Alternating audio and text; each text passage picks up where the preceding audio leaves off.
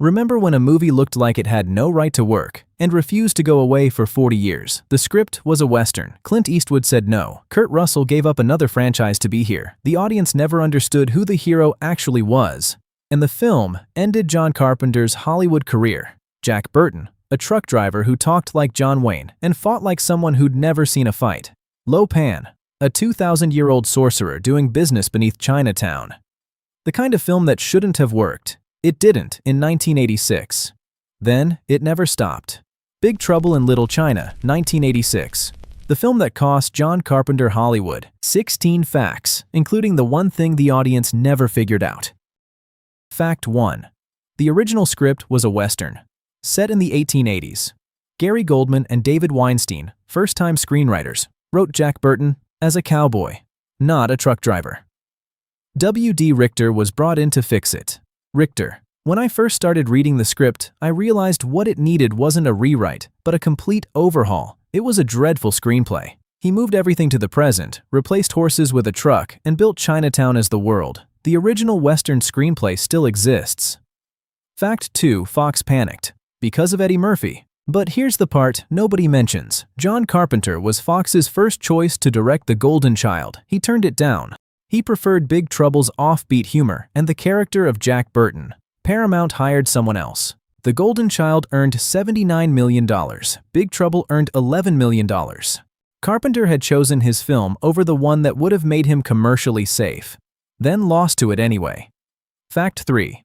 Carpenter wanted Clint Eastwood, then Jack Nicholson. Both said no. Friendship got the job done. Fox wanted a star who could compete with Eddie Murphy's box office pull. Eastwood was approached. Nicholson was approached. Both passed.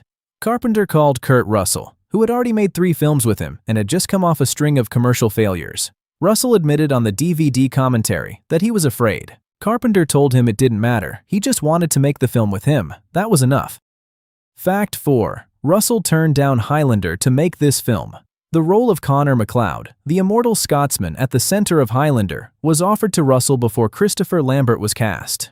Russell declined because the schedules conflicted with Big Trouble in Little China. Lambert took the role and built a franchise. Russell took the film that made $11 million.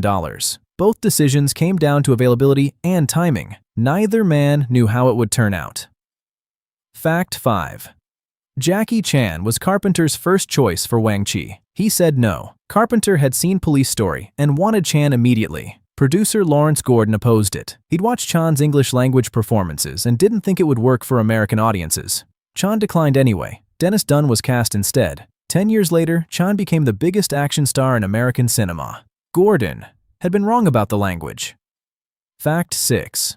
Russell trained for 2 months, then spent the entire production fighting the flu. 2 months of training before filming began, then a flu that stayed for the duration. The sweat visible in the brothel scenes is real, from a 103-degree fever. Then, during the sequences filmed in flooded underground sets, Russell developed a severe ear infection from hours in stagnant water. Muffled hearing. Real pain. Every high-energy take delivered through both. Carpenter later described it as one of the most professional things he had ever witnessed on a set. Fact 7. Kim Cattrall left the set at 4:30 every afternoon to perform Anton Chekhov. During the entire production, Cattrall was simultaneously performing in a stage production of Chekhov's Three Sisters every evening. She later recalled having to explain to studio executives who Chekhov was. "My film career subsidized my theater career," she said. "If I only did theater, I would have had to waitress, and I didn't want to waitress." She spent her days in a kung fu fantasy film and her evenings in 19th-century Russian drama. Neither production appeared to suffer. Fact 8.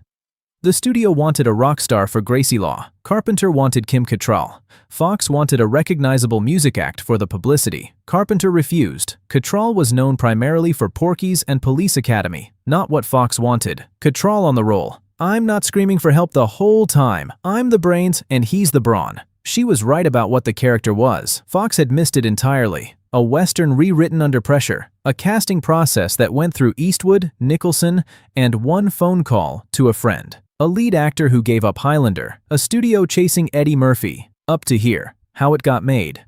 From here, what was actually inside it. Fact 9. Jack Burton is the sidekick. Wang Chi is the hero. Carpenter designed it that way deliberately. The standard 1986 formula: white American protagonist, Asian supporting character. Carpenter inverted it. Jack Burton talks constantly, understands nothing, and knocks himself unconscious before a fight begins.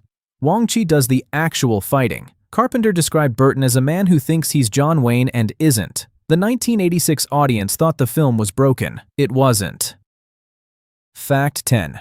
Fox faced one fundamental problem. Nobody could explain what kind of film this was. The film was, simultaneously, action, adventure, comedy, kung fu, ghost story, and monster movie.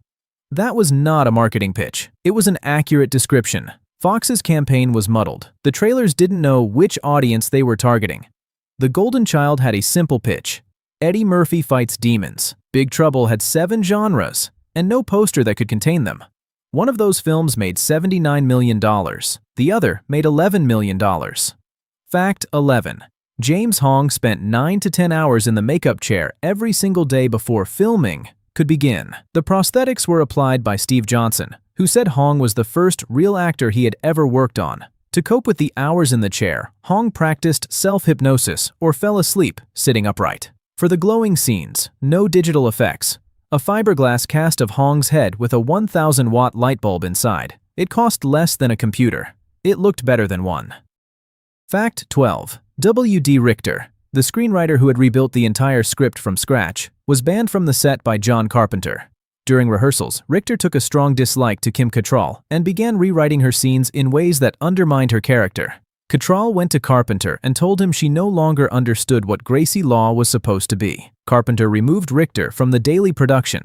The man who had transformed a dreadful Western screenplay into the film they were shooting was told he was no longer welcome on set. Once Richter was gone, Cattrall found the character. The performance in the finished film came after the screenwriter left. Fact 13. Big Trouble in Little China earned $11 million against a budget of up to $25 million. Carpenter left Hollywood. The film that was supposed to compete with Eddie Murphy had failed. Carpenter had not had a box office success since Starman in 1984. Before that, The Thing had flopped in 1982. He returned to independent filmmaking. Prince of Darkness, They Live. He never directed another studio film at this scale. The decision was not forced. He made it himself. Fact 14.